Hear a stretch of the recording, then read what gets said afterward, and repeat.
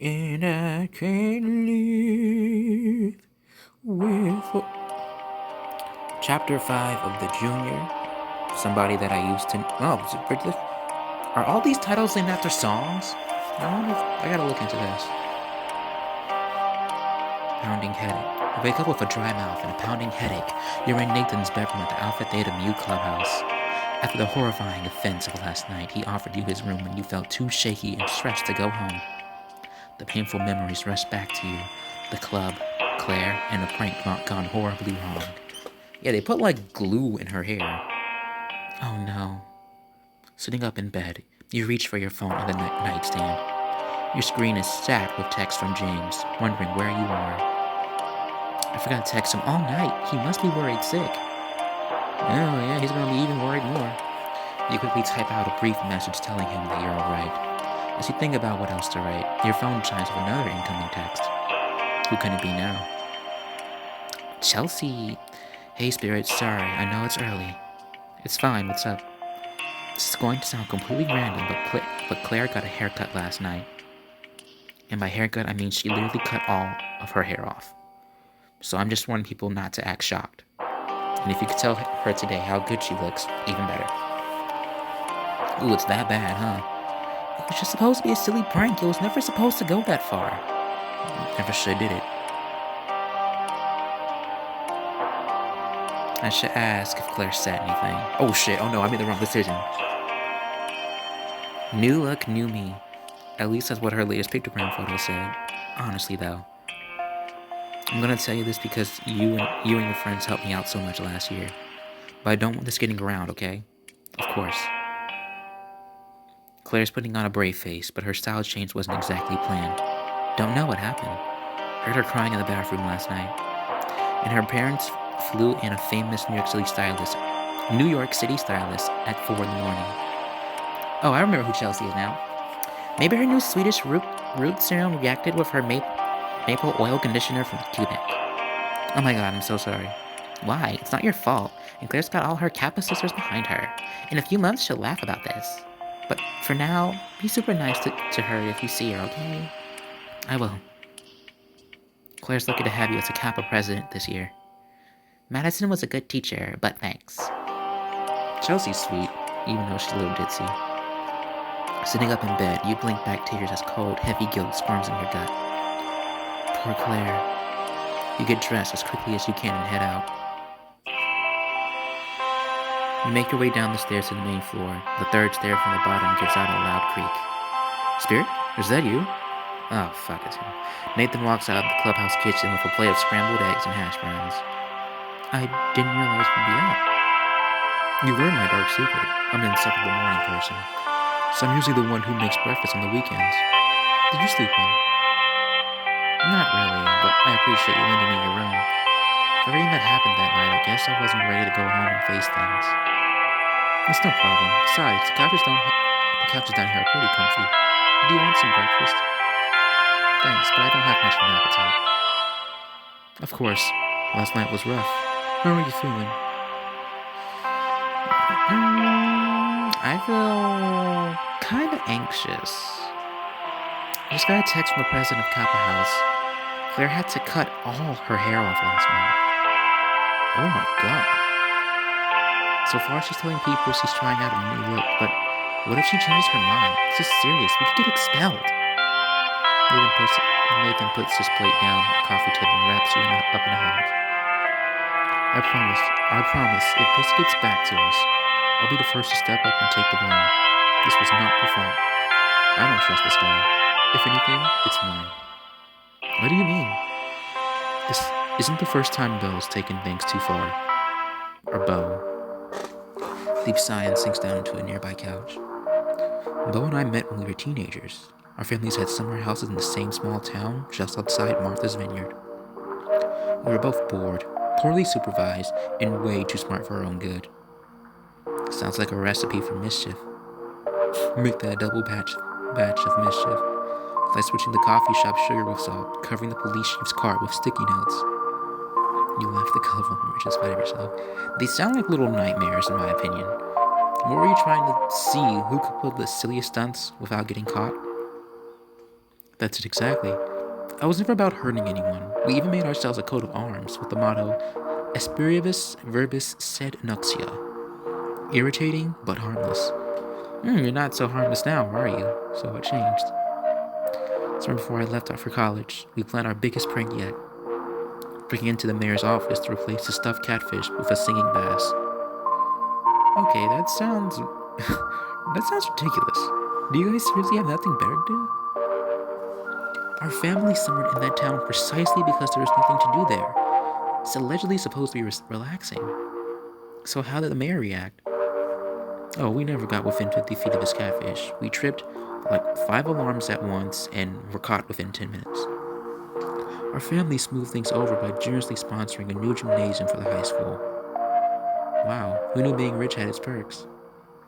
I know what you're thinking. My parents thought the same thing, and they made sure I understood how I'd abused the privilege I was born with. Once everything was paid off and hushed up, Belle's parents looked like it never happened. They only cared about their public image. Nathan stares down his hands, his expression troubled. Yeah, you allowed this. For Beau, if his parents were going to bail him out of everything, there was no point in restricting himself to being merely annoying. That's when he began experimenting with what he could get away with, and how much frustration and inconvenience it could inflict. He started by filling out that same coffee shop's toilets with with wet cement, and they had to close for it? That's evil. Next, he removed the tires from the police chief's car and replaced them improperly the next day, leaving her with a massive repair bill. Yo, can you go to jail for that? He even stuck thousands of plastic forks into a baseball field the night before a charity game, so it had to be canceled. Okay, this dude's fucking psychotic. Why are you still friends with him? I thought I could get through to him when he enrolled at Hartfield the year after me. I didn't want him falling in with the wrong crowd. He is the wrong crowd. By inviting him to join the Alphas, I thought I could show him a better way to challenge himself, a way that could help people. Nathan, you should have been more strict with him, yeah. If his parents spoiling him didn't set him straight, what made you think you spoiling him would help? I know. I just thought our friendship would mean something to him. Help him see a better way of doing things. The thing is, he really turned himself around when he first joined the Alphas. He opened up, made better friends, participated in events. He's amazing at planning parties. Did you know that? Okay, yeah. Creativity, preparation, attention to detail. I guess prank planning and party planning aren't that different. Getting away from his family helped too. His mom puts a lot of pressure on him. I'm sure she means well, but sorry, I know there's no excuse for the way he acts now. I understand, it can be frustrating to watch someone behave at their worst when you've seen how good they can be at their best. This year, though, it's been different. Angrier, more secretive. I think something happened over the summer, but he won't talk to me. Even worse, I started noticing a familiar pattern with some of the vandalism that's been happening on campus lately. Wait, you think that could be Beau? Why haven't you come forward about this? I didn't have any proof stronger than coincidence. What if I was wrong? What if I turned on a friend for no reason? And after last night, seeing how gleeful he was about the glue, it's clear he's fallen back into his old habits. Nathan runs his hand through his hair and his confidence facade crumbles completely. I just don't know what to do. A lot of the younger alphas look up to Beau. What if they start following his example? I worked really hard to make Alpha Theta Mu a welcoming, beneficial group. I don't want it to be known as the evil, entitled rich kid frat. Oh, you gotta change that now, don't you? The school has resources to report troublemakers. Chris and I did that last year when one of his teammates started harassing our friends. But I'm guessing the school didn't just take you at your word. Well, no, we had copies of the guy's texts, plus witness statements from several people. Exactly. You were backed up by hard-proof and reliable testimony. With Beau's family, calling the Han family image-conscious, putting it mildly. They're not above throwing their money around to keep their name clean. But you live with the guy. You know him personally. Can't you dig up something on him? I wonder if Beau caused the car accident at the beginning of the chapter of the book. That living together thing goes both ways, and we know each other too well. He figured out the minute I made a move. You got secrets too.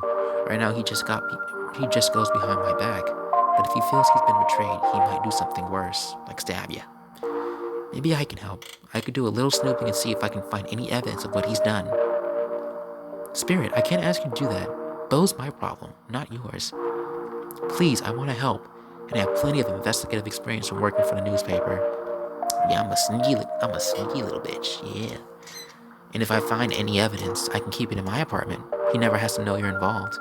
Besides, I'm just returning a favor.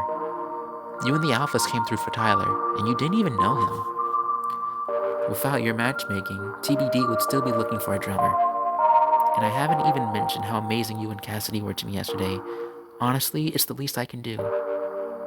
We didn't do all those things because we want to be banged. Alpha Theta Mu just wants to make Hartfeld a great place for everyone. Make Hartfeld great again. Yeah, I want that too. That's why I'm going to make sure Bo doesn't ruin everything the Alphas have accomplished. Nathan sighs. Oh, little rich kid, I'm sorry I didn't come forward about Bo sooner. I thought I could handle this by myself, but I was wrong. I know what it's like to feel responsible for your friends, but they have to make and pay for their own decisions. Spirit, I don't know what to say except thank you. You're amazing. I know. Nathan glances up towards the ceiling. Everything's still quiet on the second floor. He lowers his voice. Actually, if you want to get evidence, then maybe last night's prank might be a good place to start. Bo's the one who bought the glue, so the receipt should have his credit card info on it, as well as yesterday's date and time. If I distract Bo long enough, would you be able to sneak into his room and find the glue bottle and receipt before he throws them out? Oh yeah, baby. You're getting some dirt tonight. Awesome, I knew I could count on you. Let's not get too cocky. What kind of distraction did you have in mind? Time to come to the kitchen. I have just thing. That sounds means my raspberry chocolate croissants are almost done. Yo, that sound good. Those sound, yeah, I know, right? Oh, they are, but Bo almost always sleeps too late to snatch one up, but not today. Hide behind that couch. Once I get Bo in the kitchen, you hightail it up to his room. I'll distract him for as long as possible. Got it. You tuck behind the couch as Nathan pads up the stairs to knock on Bo's door. A moment later, a grumbling, sleepy-eyed Bo shambles down towards the kitchen in the same rumpled clothes from last night. These croissants better be worth it.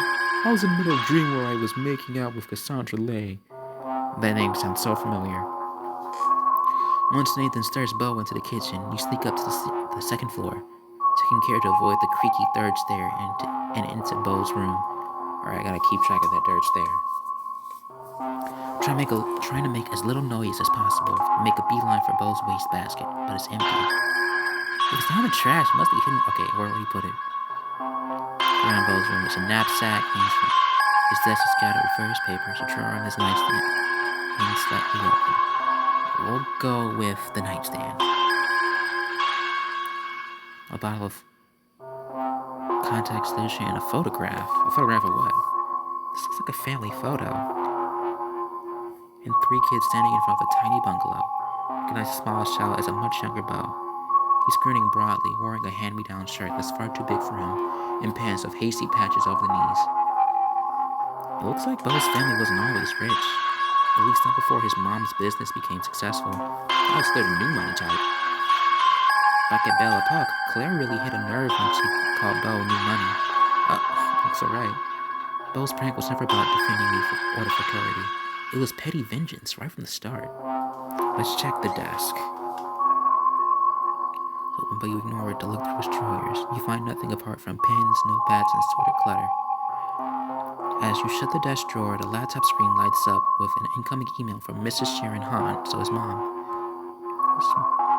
Bo, your father tells me you brought up that ridiculous story about you and Jeremy Hicks playing flashlight tag after our old landlord cut our power.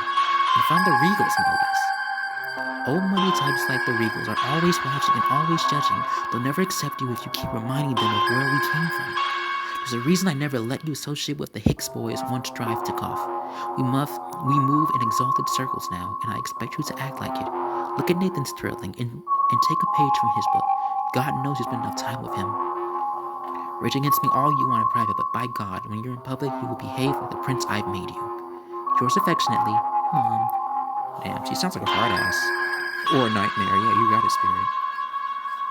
This must be what Nathan meant when he talked about Bo feeling pressured by his family. I almost feel sorry for him. Now let's check the knapsack. I gingerly, because I'm a ginger, remove Bo's knapsack from his hook and rifle through it. You don't find a glue bottle, but a thick, spiral-bound notebook grabs your attention.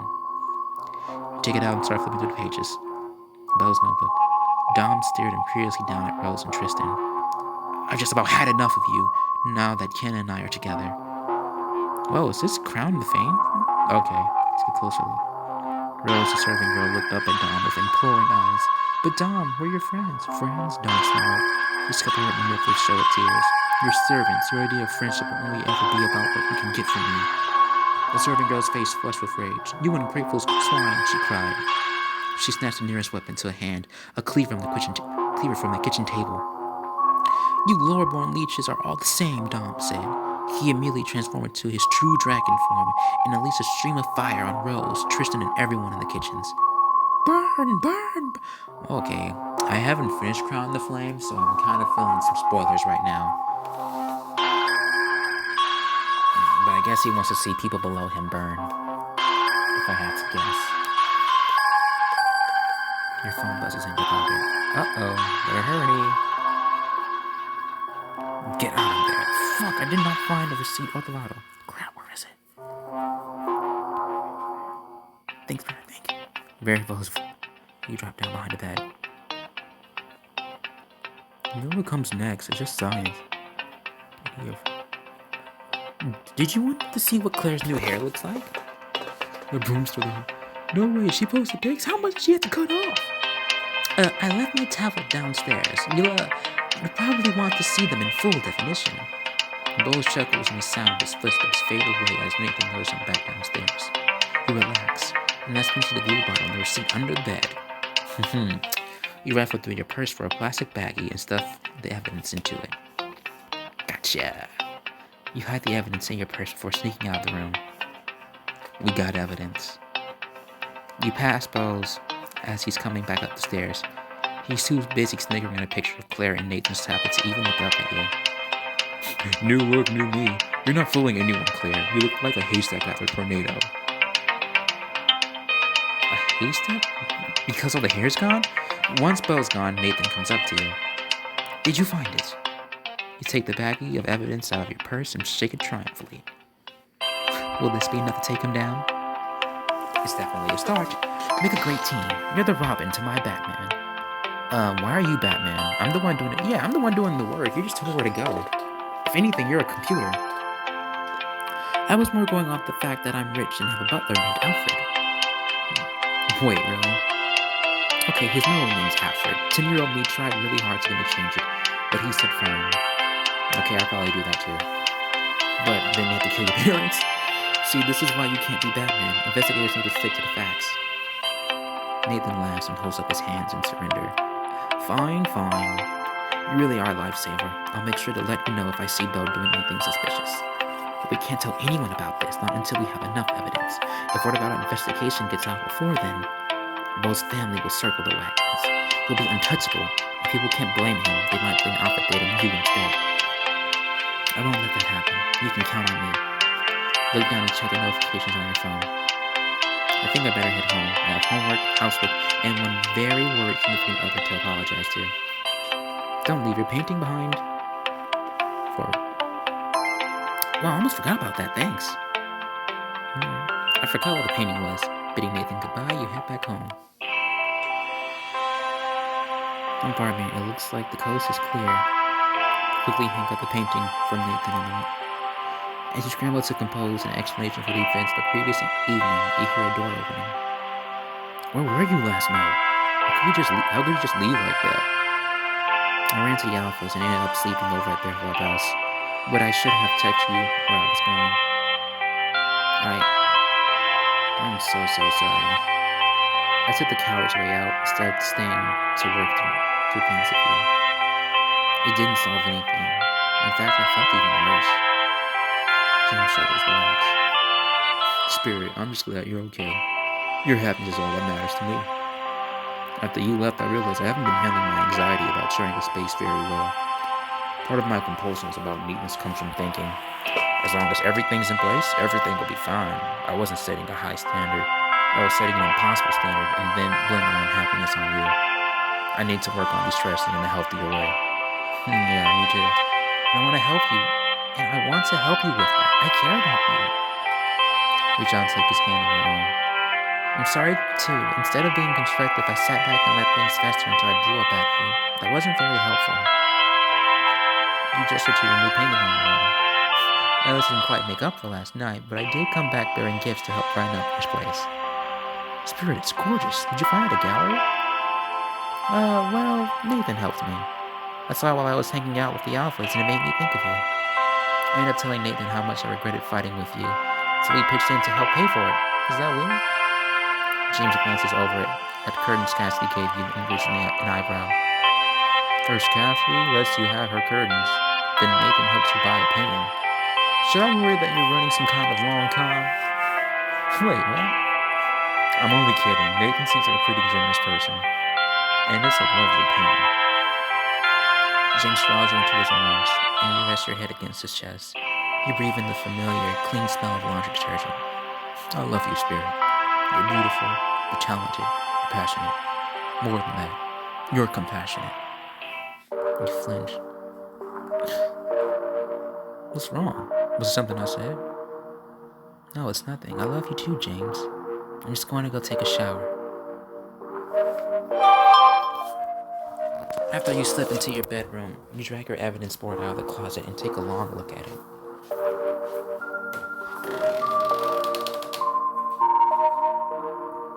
You know, I'm getting really sick of people who think they can just walk away from people they've hurt with no consequences.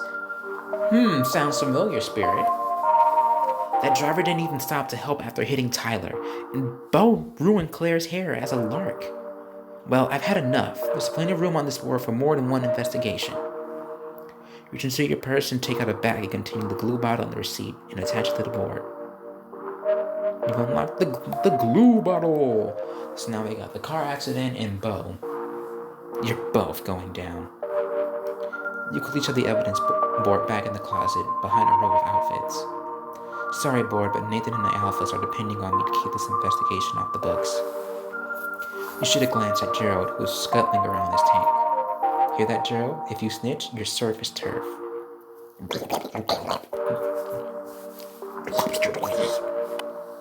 I'm kidding, besides. I'll need you to keep a lookout and make sure no one else touches my evidence board. As you're dusting off your hands, your phone rings. It's Tyler. Hi, Spirit. Is this a good time? It's a good time as any. How are things? Busy. I'm burning my way through this monster comp sci project for Sebastian's birthday's coming up. So soon? You never mentioned anything. I only found out by accident when he entered his birthday to let us watch the new R-rated trailer for Murder Motel 5 on his computer. He's never had a birthday party. It kills me that he's never had a birthday party. Yeah, Papa Delacour is a real piece of work. Well, I'd like to change that. I was thinking of making a special birthday surprise for Sebastian. I could really use your help. Okay, I'm intrigued. What are you planning? I can't just tell you. It'll ruin the surprise. But it's for Sebastian. Can I get a hint? You have to trust me on this one. Come on, Spirit. Let's give Sebastian a birthday to remember. Alright, we'll do it. You really are the best. Do you have time to come over tomorrow afternoon? I think I can work into my schedule. Can't wait. You know, this takes a 10-minute read, and I'm like at 14 plus minutes. More than that. So I'm talking way too slow. We'll have a task department the following day. Okay, you've shown me along far enough. What surprise are you planning for Sebastian? Claire leads into her living room and opens the laptop in front of you. What would you say if I told you it involves Shakespeare? I'd say you're planning on hiring the bar to jump out of a giant cake with 400 years too late. Something involves his plays. He's Sebastian's favorite writer. So I want to make a video game version of one of Sebastian's favorite Shakespeare plays. He's got 3. Richard III, Romeo and Juliet, and Hamlet. What sort of game are you thinking of making? That's the thing, I want a game that'll fit the play story in a meaningful way. Unfortunately, Shakespeare's English is all Greek to me. I always feel like I need a translator. And so you caught me to squeeze me for my sweet, sweet English nature secrets. Something like that. At the very least, you could help me decide which play to use. We're gonna go with Hamlet. Reading Hamlet's fight scene 3 times in high school to understand it. I still know how to duel at the end, wound up killing literally every character in the room. It was poison. Yep, everything was poison. There's an idea. I can design it as a turn-based puzzle game, where you use strategy to make sure everyone dies in order. Or no one dies at all. It'd be a challenge, but a fun one. It's a pretty tragic story, though. Does this mean the game needs a tragic ending, too? Only if Sebastian loses. I'll start putting together the code and help the dialogue. Absolutely, the game must go on. As Tyler types away his computer, you take out your notebook and start outlining. This is such a thoughtful thing you're doing for Sebastian. I hope he knows what a great friend he has in you. Tyler faced things a little. I'm not sure about that. We haven't had as much time to hang out as we used to. I keep inviting him to come with me and hanging out at the Alpha Theta Mu clubhouse. But something always comes up when I mention the alphas. Don't know what the issue is with them. Maybe he's not an especially social person. Different people have different social energy levels. The alphas are great, but they're also a lot, speaking from experience. And Sebastian has always been shy and awkward in a crowded social situation. That's true. It's easy to forget that because he's such a confident performer on stage. That settles it. I want this game to show him that his friendship's still important to me. I was planning on having a small get-together this weekend with Sebastian this game in person. Do you want to come? You might as well. I want to see his face. That weekend when Sebastian arrives, you, Tyler, Abby, and the rest of your group greet him with a chorus of noisemakers. Happy birthday, Sebastian. I hope you like cake. Don't forget presents. Felicitations. You won't remember it. I know it's not how you usually do birthdays, but college is all about trying new things, right? This is something I definitely want to try. As Abby throws out a slice of chocolate cake, Tyler steers Sebastian towards the laptop, set up on a coffee table and hands him a wireless controller. I know Hamlet's like a crazy thing, but Spirit might have made a thing you can play. That sounded more clever in my head. I thought it was funny. The monitor lights up and the word Hamlet splashes across the screen. Tyler, you made this. Incredible. I couldn't have done it without Spirit's help. I handled the whys and wherefores. Tyler did everything else. As Sebastian works the controller, you and your friends cheer as he moves a pixelated Hamlet to a turn-based lyrics. This looks complicated. I think it's a strategy game. Strategy? I've always enjoyed chess. Take that, and that. By cannily conserving his moves, Sebastian takes out Hamlet's uncle while saving his mother from poisoning. At the last moment, Letaire stabs Hamlet. Survivors. 2. Well, I didn't completely save the day, but it wasn't a total bloodbath either. Sebastian puts the controller down, an enormous smile on his face. That was tremendous fun. I don't know what to say. I hope this change the ideas for birthdays for you. I can hardly reject some more opportunities for cake and gifts. Thank you. Not anything though. Tonight's giving me ideas on how to make Tyler's birthday special. Don't worry, it's not for another few minutes. You've helped me with time to explore the bouncy castle, and the trumpet room, and the disappearance by Neil deGrasse Tyson. He's got an amazing voice. Sebastian blinks in surprise. I'm not sure I could call deGrasse Tyson on such short notice, but he does owe my mother a favor. Wait, what? Now it's Sebastian's turn to laugh. You'll have to wait and see. Everyone laughs and digs into their cake as the evening stretches on. The next few weeks pass in a blur, soon as the day of the heartfelt Knights home game against their bitter rivals, Templeford Templars. According to Chris, the scouts for the Nightingales will be on the hands of the Knights in action. As you rush towards the football field, you pass by a familiar figure and do a double take. Claire, is that you? Who else would it be? It's not that bad. I almost didn't recognize you. Have you been following my pictogram? Long hair is so last century. When Claire runs a hand through her pixie cut, her fingers linger in the air as if she's still not used to how short her new style is. Love the new look. It's adorable, really. Yeah, I just looked in the mirror in one night and realized I had to cut it. All of it. Funny how that works, isn't it? Claire leans in until you practically know. Oh, sorry. I mean, I have proof, but I know it was you behind that little stunt with the glue. You must think I'm pretty stupid. Claire, I didn't mean to. Sparing the dramatics. I may have everyone else convinced your heartfelt guardian angel, but I know who the real spirit is. It's not like that. Just know you'll never be head witch in charge with the alphas. You're just another one of their flying monkeys. Before you have a chance to respond, she turns on her heel and marches away. Shaking, you continue on your way to the football field, where you can hear people cheering. However, you soon realize it's not cheering, but shouting. You spot someone running towards you. It's Zach. His heart-filled knight's pennant flapping limply in his hand. Zach, what's going on? We're forked! It's all forked! What?